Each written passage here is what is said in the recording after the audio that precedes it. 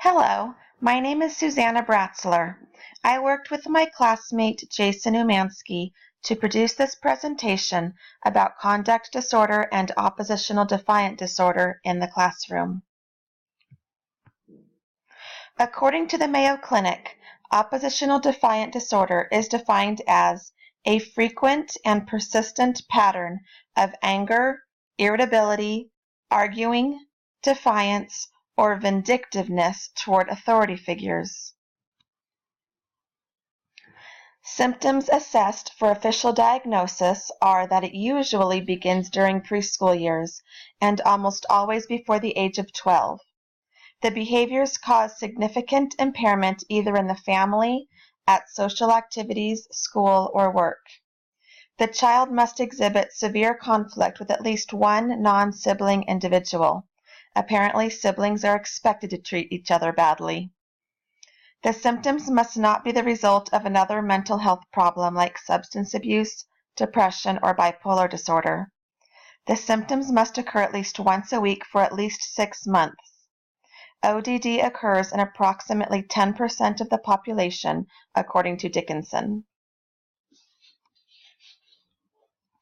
The basic drive of a person with ODD is to resist control and manipulation from an authority figure. The more controlling an authority figure is, the more oppositional the child becomes. Students with ODD need structure, including rules, rewards, love, guidance, and a sense of safety. Children with ODD search for the gray area to justify their actions. They are constantly looking for an opportunity to challenge your authority or justify their position. However, ODD kids can be great leaders if they are given positive direction. Now let's talk about conduct disorder. Conduct disorder occurs in approximately 16% of children and teens. Symptoms include being disruptive, violent, problems following rules, aggression, destruction, deceitfulness, irritability, low self-esteem, frequent tantrums, and having little guilt or remorse. In order to meet diagnostic criteria, a person must have ongoing symptoms which disrupt everyday life and exhibit actions which violate other people. Conduct disorder may occur along with other mental illness like ADHD, learning disorders, depression, or anxiety. Conditions which seem to be related to diagnosis are low socioeconomic status, not being accepted by peers, living with a dysfunctional family, exposure to abuse or trauma, inconsistent discipline, family history of mental illness, or family history of substance abuse. Conduct disorder is more common in males than in females. If left untreated, conduct disorder is likely to turn into other mental disorders as the child grows into adulthood. Possibilities include being antisocial, personality disorders, anxiety, mood disorders, and substance abuse. Stress can sometimes cause the child to display behaviors that look like conduct disorder, so look into the possibility of anxiety being the root cause. Conduct disorder is often comorbid with learning disabilities or depression. When these other issues are taken care of, the conduct disorder symptoms may subside. Children with CD enjoy power struggles and will consistently challenge authority and rules. Oppositional defiant disorder and conduct disorder are very similar in the way they are treated, and recommendations for teachers and parents are similar for both. Therefore, from this point forward, the suggestions I present will refer to both ODD and CD children. Therapy is the most effective way to treat these conditions.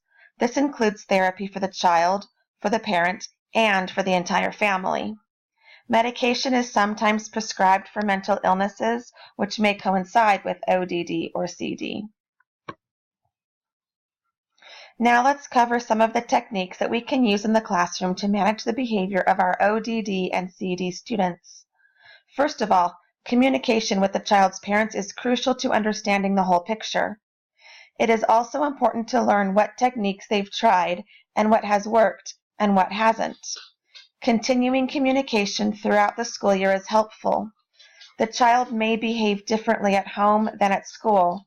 Keeping discipline methods consistent between the two environments is recommended.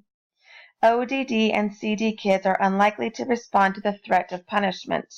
They are more interested in winning a battle than avoiding consequences, so try motivating them with rewards instead. Try giving praise as often as possible. Think of the situation in terms of filling the child's bucket. Negotiate the terms of behavior and rewards when the child is calm. Once conflict starts, the child will become uncontrollable, so avoid conflict. Have a pre-designated space that the child goes to in order to cool off once a meltdown begins. The best classroom environment will be conducive to reducing conflict. Make lessons as interesting, engaging, and interactive as possible. Minimize downtime and transition time and keep students busy. Sometimes classmates try to avoid the CD or ODD student, so find ways to make sure that the CD or ODD student is included and involved in activities. Post a daily schedule and let students know of any changes at least a day in advance. Be very consistent with discipline and rules, and be as fair as possible. If discipline is necessary, give the CD or ODD student 2 brief and clear choices and let the student choose. Treat students with respect even when disciplining them. It may help to see the child as the way you'd like him or her to be. Bring up difficult issues in private and only when the child is calm. Speaking softly and slowly in a low voice will enable the student to feel more calm. I talked about conflict avoidance being very important, so let's consider how to achieve that. First of all, be diligent about avoiding threatening, getting angry or sarcastic, embarrassing the student, responding too quickly, using bribes, trying to convince, or putting the student down. Your negative reaction tells them that they are in control. Once the child is in control, it will be very difficult for the parent or teacher to accomplish anything productive. Give simple directions and choices in a calm tone. Make consequences clear before problems arise. Listen to the student before reacting, and walk away if the situation gets hot. Work with another teacher and agree to take over for each other when needed. High staff-student ratios are helpful, but not always possible, so be creative. After an incident occurs, list the things that hooked you into a power struggle and work on improving your role in the situation. Do your own inner work to identify and eliminate your own triggers. Next, we will consider ways to avoid frustration, which in turn will prevent conflict. I love this quote by Carl Jung. All of the contents of our unconsciousness are constantly being projected into our surroundings. What this means is that the true thoughts and feelings that you have about others will be expressed in your words and behavior, even if you try to hide it. Other people, including children, always know how you feel about them. The best way to communicate peace and love is to truly embrace it. Make sure that your praise is sincere.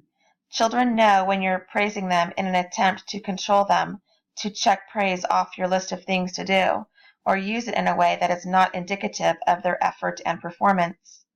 These hidden motives will backfire. For assistance with this, I recommend Pamela Dunn's book titled, "It's Time to Look Inside to See Yourself and Everyone Through the Lens of Magnificence." Avoid creating frustration with curriculum that is either too easy or too difficult. Children with behavioral issues tend to work well independently and/or on computers, so try to offer more of these options. Try allowing the student to work outside the school setting if possible.